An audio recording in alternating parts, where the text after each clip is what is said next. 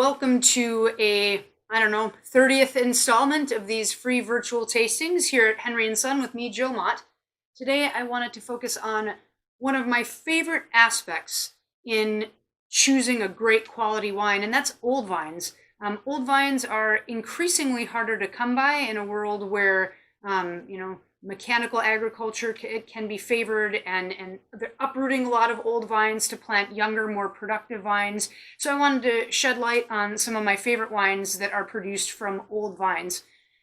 Old vines literally have weathered the storm. I mean, when you look the world over, they look very different. They're gnarly. Sometimes the trunks you can hardly hug them. They're that big around. And they seem to have this very wise quality about them. They're very intense because they have been around for a very long time. They have acclimated to a certain place, and thankfully for us, that means a ton of flavor. They, just like humans, the older we get, sometimes the less we can go run or be productive. Vines are very similar. When we start to get into older vine territory, they produce less and less fruit, which is unfortunate, but with that comes, in the right hands, better quality or more intensity, which is we're grateful for. The world over, these vines look very unique. If we're thinking of the Lodi in Central California, which we'll taste from in a second, gnarly bush vines, and you'll see these gnarly bush vines in France. You'll find them in Spain as well on occasion. If we go to Santorini, an island in Greece, you can find old vines that are in this really beautiful kind of braided shape in a circle that protect the vines from a really windy climate. In other places, like France and the world over as well, they can be more trellised and kind of orderly, but still very gnarly. I love me some old vines. You may be asking, how old is old?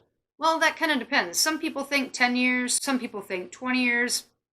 I don't think so. I would say the Champenois have it quite right when they say 50-year-old vines in Champagne is ancient because of the fact that it was so cold there for such a long time that vines had a hard time living past 50 years old. So nowadays, if you find 50-year-old vines in Champagne, that's old. And I would consider that a truism when we're thinking of the world around us in a viticultural sense. 50-year-old plus, I start to call those old vines. Today we're tasting minimum. These wines have 70-year-old vines, and so we'll jump right in. The first wine here, we'll start with the youngest vines at 70 years old. We're in the heart of Tuscany, in the region just west of Florence, or Firenze, as the Tuscans and Italians call it, called Colline Lucchesi. And here we have a wine producer called Fabbrica di San Martino. And this gentleman, by the name of Giuseppe Farruia, he has a mere 3 hectares of vines. He's tending to them all biodynamically. And one of his oldest plots is this crazy, gnarly 70-year-old plot of mixed red and white varietals. We're in the heart of Tuscany, right? So, there's Sangiovese, and there's Malvasia, the white grape, and there's probably some Colorino, which is a red grape, and maybe even some Trebbiano or Vermentino. But we know that there are 15 grapes in here, all harvested, all put into the vat at once, into stainless steel tanks, and we have a very amazing, basically a snapshot of what this vineyard tastes like in a bottle.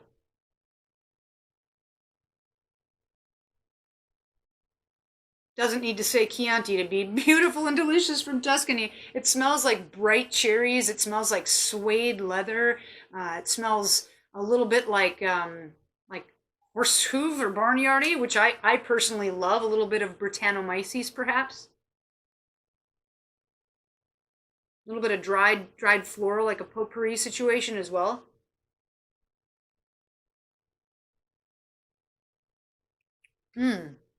Dry, just medium bodied, very pleasant. This would be delicious with a slight chill. I'm drinking it at room temperature, and it's just gorgeous.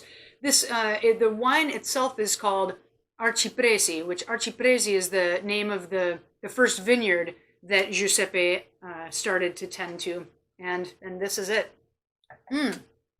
So intense. And if these were younger vines, let's say instead of 70 years old, if these were 30-year-old vines or 20-year-old vines, the wine could be every bit as good. It would just lack the intensity that it has right now, the depth. The acid seems even more concentrated, and the fact this spends a couple weeks on the skins, those tannins are intense as well. So it's just a really beautiful wine that we are thankful that these vines have survived as long as they have for us to be able to drink it.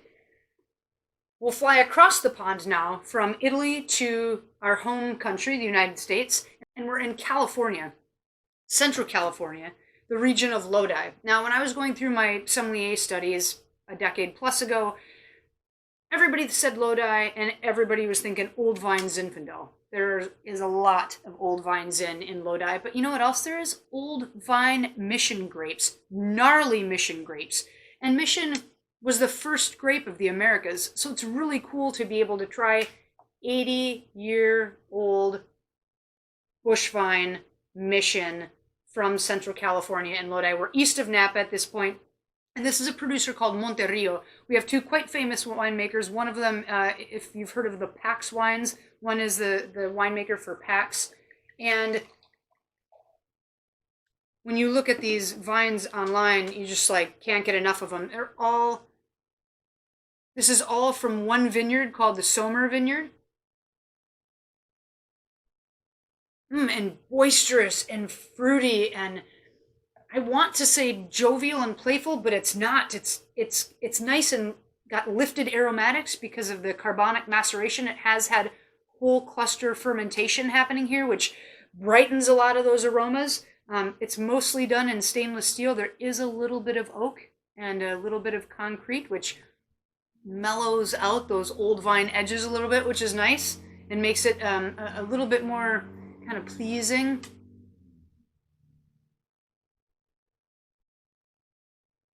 Wow. Beautiful strawberries and cream fruit. Dry palate. Medium bodied. Just flirting with medium bodied. I did put this in the fridge for about 20 minutes before I recorded because I just sensed Old Vine Mission that is not quite rosé, not quite red. Loves a little bit of a chill on it.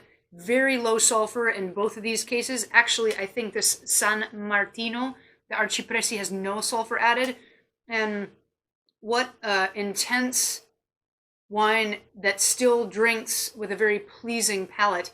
Bright acidity, maybe not as intense of acidity as the San Martino. The Monterrio is a little bit more lax, and that could be due to the oak as well.